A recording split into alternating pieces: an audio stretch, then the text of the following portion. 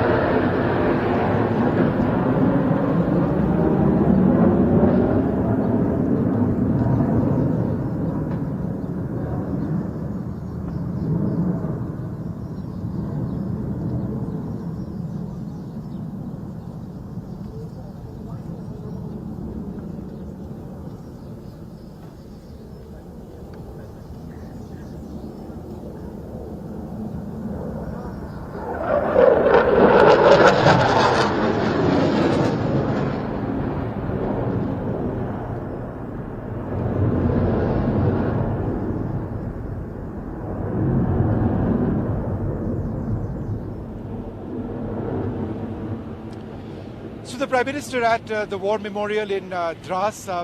In fact, I'm a short distance away. I saw the fighters overhead. There were MiG-29s, there were Jaguars, and there are more as well in the skies over me as we speak. In fact, we see a Rafale in the sky right now. I'm not sure we can actually focus, but I'm actually looking at an Indian Air Force Rafale in the skies right now. There were a 3-ship of helicopters as well, Mi-17 choppers, as this Rafale fighter flies overhead. You should be able to see that on your screen as well, perhaps just in a little while from now. But the Prime Minister now looking at the memorial and the names of all of the brave soldiers who'd laid down their lives. So there's this deafening roar right now over the skies of, well, I'm not in Dras, I'm actually between Kargil and Dras, but it's wonderful to see the Indian Air Force with this salute, because remember, the IAF did play such an important role during the Kargil war. The Prime Minister over there with the Army Chief, he's also there with the 8th Mountain Division Commander, Major General Sachin Malik. General Sachin Malik's father is General VP Malik, who was the Army Chief during the Kargil war. In fact, it's Major General Sachin Malik who is actually pointing out a few of the names on that plaque over there. But as I was saying, it's General Sachin Malik's father who was the Army Chief during Kargil. It is a coincidence that he's posted over here right now. Another coincidence is that both father and son have commanded the same division, 8th Mountain Division. VP Malik, General VP Malik, commanded the division much earlier, of course, and now his son does the same. And General Sachin Malik, who you see on your screen, is responsible for guarding the entire Kargil region and areas across Dras as well. So much has changed over here. This area is now almost impenetrable in terms of our defenses, both on the ground, our surveillance, our air force, our new weapon systems, all of that. But the force is alert. In fact, General Sachin Malik, I tell you, was telling me that, look, in as much as it's an incredible opportunity to honor Indian soldiers, his responsibility first and foremost is to ensure that those posts of the Indian Army which are manned across this entire front are properly equipped, stocked, and our soldiers are alert to anything that the Pakistanis might do, not just today, but any time of the year, 365 days a year. This is an area which gets bitterly, bitterly cold. In winter, Dras itself can go down to -50. It's one of the coldest places in India. In fact, across the world, it's among the coldest places because it's a valley and there are sharp winds which blow across it. And India has to defend these heights and those temperatures. It's warm now, much warmer than it was this time of the year when I covered the war back in 1999.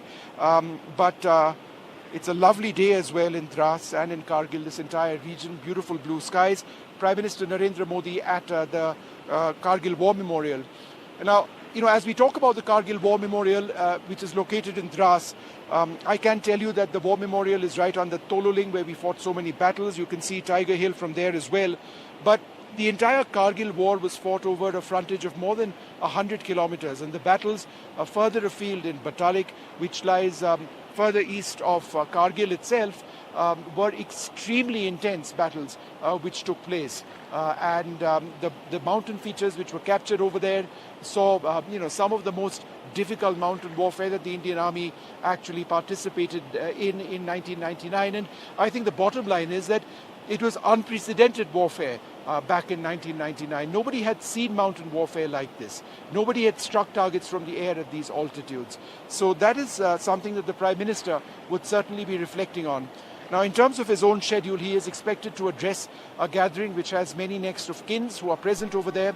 There's also a new tunnel, the work on which is going to start. It's at an altitude of more than 15,000 feet that ensures all-weather connectivity across the Ladakh region. He's going to commemorate the beginning of the construction or the work on that very important strategic project.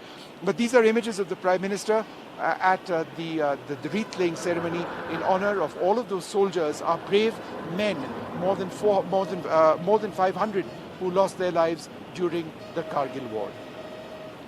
We'll stay with these images of Prime Minister Narendra Modi taking salute over there at the Kargil War Memorial. The Chief of Defence Staff is present here, the Defence Minister is present here, the Army Chief as well. I met the the Army Chief yesterday. We spoke about how things have changed over here over the last 25 years. He is entirely alert to the situation over here and indeed to security developments which are taking place through a shift in terrorism to the Jammu region as well. But that's, a concern, a larger concern for perhaps another conversation.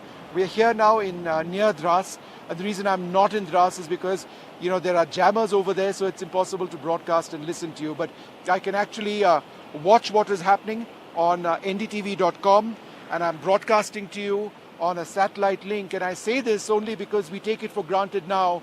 When the Kargil war was happening, there were no OB vans, there were no cell phones. We did have satellite phones. In fact, I did report the very first satellite phone report back in 1999. But things have changed, and the ease of communicating has changed even in these areas. And these are areas, well to the north of Kashmir. We're just a few kilometers as the crow flies from the line of control. And to think that I've got 5G connectivity over here. We are broadcasting on a satellite. I can actually see a live feed of what is happening right now and talk about it as I'm talking to you at the moment. That is absolutely incredible, isn't it?